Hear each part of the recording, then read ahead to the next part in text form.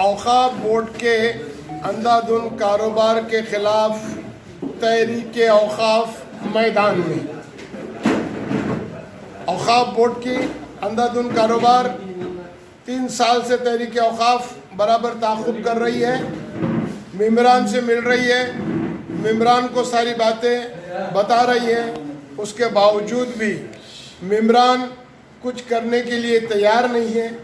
इसीलिए आज press conference हमने लिया है और प्रेस वालों से गुजारिश की है कि ये कुछ सवाल है, आप बोर्ड वालों से पूछिए कि ये सवाल शब्बीर अंसारी ने आज किए हैं, इसके ऊपर अमलावरी क्यों नहीं होती, इसके पीछे क्या राज है, ये पूछने के लिए, यह करने के लिए हमने आज की ये प्रेस कॉन्फ्रेंस रखी है। अगर नहीं हुए आपके सवाल तो क्या कदम उठाएं? अगरचे हमारे ये सवाल जो हमने रखा है कल बोर्ड में वो नहीं लेते हैं तो हम मेंबरों के वो जहाँ रहते हैं उनके घरों पे जाके उनका घेराव करेंगे और चेयरमैन जहाँ भी महाराष्ट्र में मिलेगा उसका मुंह काला करेंगे। मस्जिदों का रजिस्ट्रेशन 5 साल से नहीं हो पा रहा है, ये भी बहुत सारे मामले हैं पेंडिंग, ये भी मुद्दा आपकी लिस्ट में है? जी, चेंज रिपोर्ट मैं बताया ना कि मुद्दे इतने हैं कि मैं बताऊं तो कितने बताऊं मुद्दे हैं कि 1700-1800 चेंज रिपोर्ट अभी बाकी है, रजिस्ट्रेशन इतने बाकी है, हो नहीं रहे। हालांकि उसमें कोई बड़ी बात नहीं है, करना चाहिए।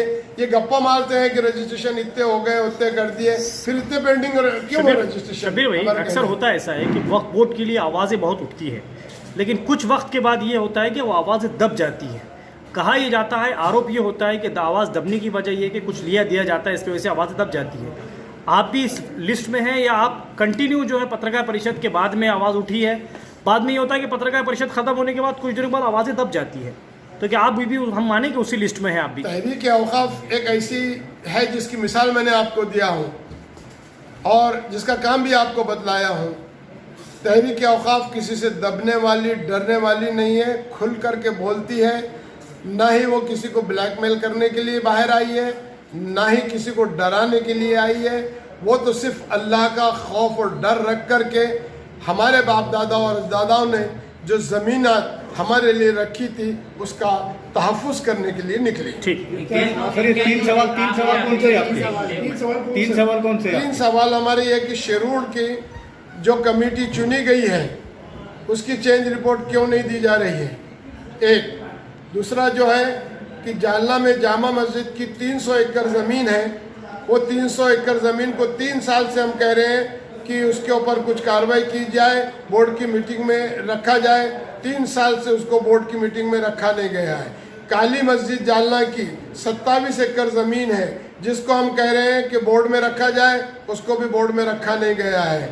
नांदेड़ की एक ज़मीन है अब्दुर्रहमान शाह दूल्हे जो आज हमारे कब्ज़े में है, उसका तहफ़्फ़ुज़ करना ज़रूरी है। उसके लिए भी 3 साल से हम आवाज़ उठा रहे हैं, उसके लिए भी कोई कार्रवाई नहीं की जा रही है। इसके लिए हमारे जो 3-4 सवाल है कल इन्होंने अपने बोर्ड की मीटिंग में नहीं रखा तो उसके खिलाफ तहरीक औक़ाफ़ ये मामला करने लिए तैयार। 51,000 एकड़ ज़मीन है या 5 लाख एकड़ ज़मीन है औक़ाफ़ की? देखिए 51,000 हमारे पास आज रजिस्टर्ड है, गवर्नमेंट ने जो सर्वे की है वो रिकॉर्ड पर है, मगर हम अब जो शुरू करने वाले हैं दूसरा सर्वे, वो सर्वे में हमको महसूस हो रहा है क्योंकि हमने पूना में जो सर्वे किया है 5,000 की जगह 26,000 एकड़ रही, तो हमको लगता है कि हमारी जो ज़मीन है वो 5 लाख एकड़ से ज़्यादा है, उसका सही ढंग से सर्वे होना चाहिए। एक आखिरी सवाल, जैसे अभी आपसे पूछा गया कि इसके जिम्मेदार कौन, मुस्लिम लीडर्स या मुसलमान खुद, इसका जिम्मेदार आपको क्या लगता है? इसके मुसलमान लीडर भी और मुसलमान भी।